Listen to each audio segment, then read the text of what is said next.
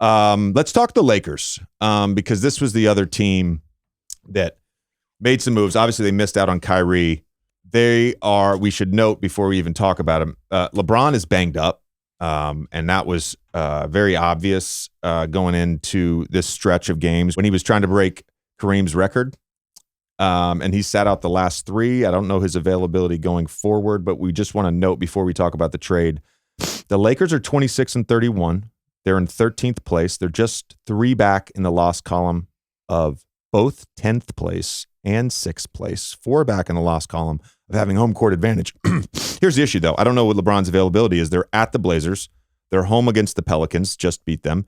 Then they're home against the Warriors. They just beat them on Saturday night. The Pelicans beat the Lakers. That's their 3 games going into the break. They come out of break, and it's 7 straight games against teams that are ahead of them in the standings. We've got the Warriors, Mavs, Grizz, Thunder, T-Wolves, Warriors, Grizz. 4 of those are at home, 3 on the road. These next few weeks determine whether or not we see the Lakers in the playoffs. Yep. Or at least the play-in game. We talked about Beasley a lot as a guy that was probably going to get moved and could help a contending team. With him and Vanderbilt specifically, we'll get to D'Angelo in a second. What do you think that they bring?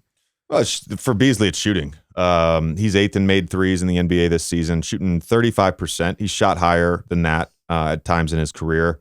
But even in Utah's system, it's heavy ball movement, heavy player movement. He was 5th in catch and shoot threes. I think he'll get a lot of those opportunities once LeBron returns to the lineup. Healthy AD going forward. Him playing out of the post, maybe they double. Like there's going to be a lot of opportunities for him to shoot the basketball. Really impressed with game 1 of Jared Vanderbilt in a Lakers uniform. High energy guy, can play both 4 and 5, and I actually think it gives them flexibility in lineups, especially defensively. And I'm excited to see him play with LeBron. Yeah, right? as like a He's all over the place. Rim runner. An offensive rebounder, a diver on pick and rolls.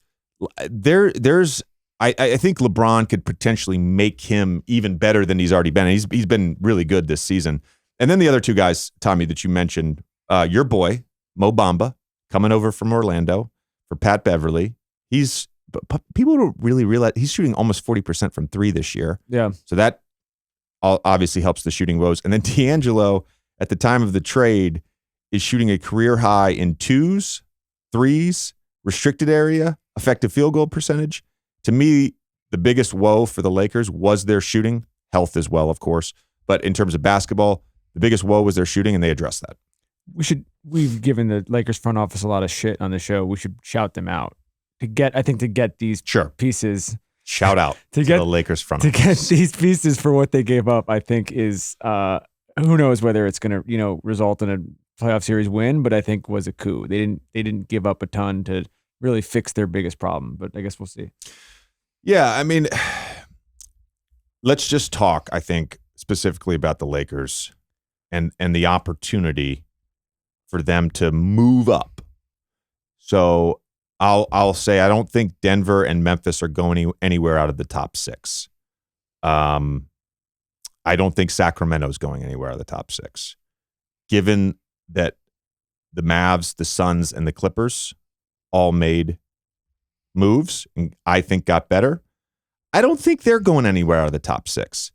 Then you look at the Pelicans with Zion being out, Golden State with Steph being out. I think they're going to have a hard time moving into the top 6 unless they go on a crazy run post All-Star break. So then you've got the T-Wolves, the Thunder, the Jazz, the Blazers. So I think it's likely they're in the play-in game. I think it's unlikely they get to 6. Do you think that's that far off? No, I think that makes sense. I also just think we sort of knew they were going to do it, but a team like the Jazz ahead of them, basically, trading them assets, you could see them switching places. Yeah. I would not be surprised. Yeah, totally. All right, let's talk other trades, Tommy. If you want to watch the rest of the episode, check out The Old Man of the Three Things, available exclusively on Amazon Music.